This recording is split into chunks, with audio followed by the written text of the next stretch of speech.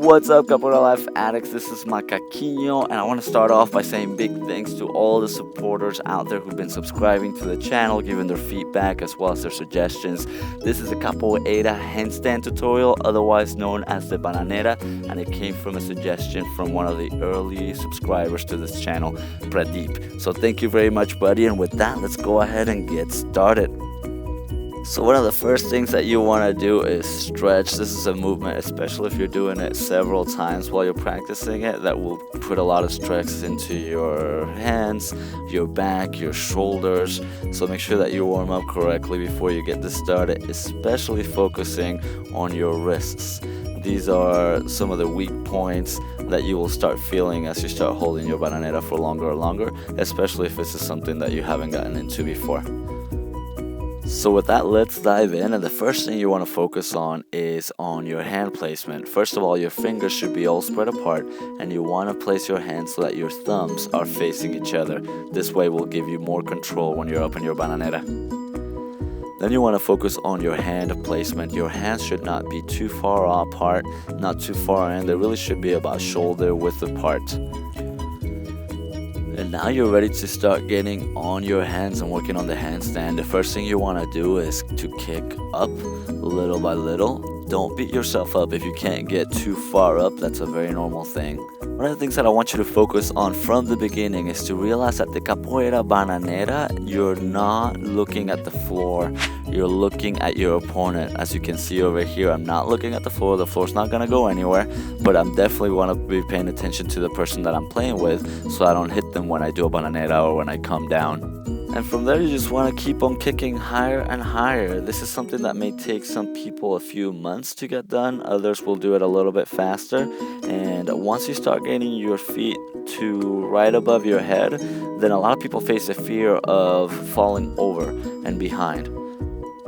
So what I recommend for the situation is to go ahead and practice the Bananeira against a wall. And I recommend building some endurance by building up to be able to do 3 sets of 20 seconds each. And then you want to focus on building your stability. So one of the drills that I like for that is to basically put your hands about 1 foot away from the wall and then trying to do your Bananeira without touching the wall at all.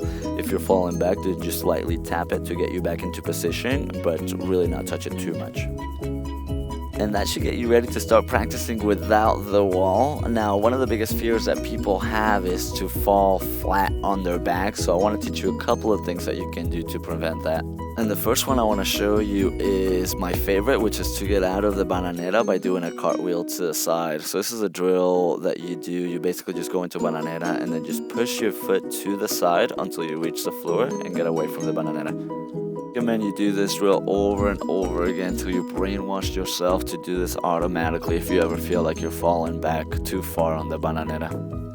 And just practice this first against the wall and then just repeat it without the wall till you get used to it. Again, the recommendation is that you do it till you build a muscle memory that will allow you to do it without even thinking about it.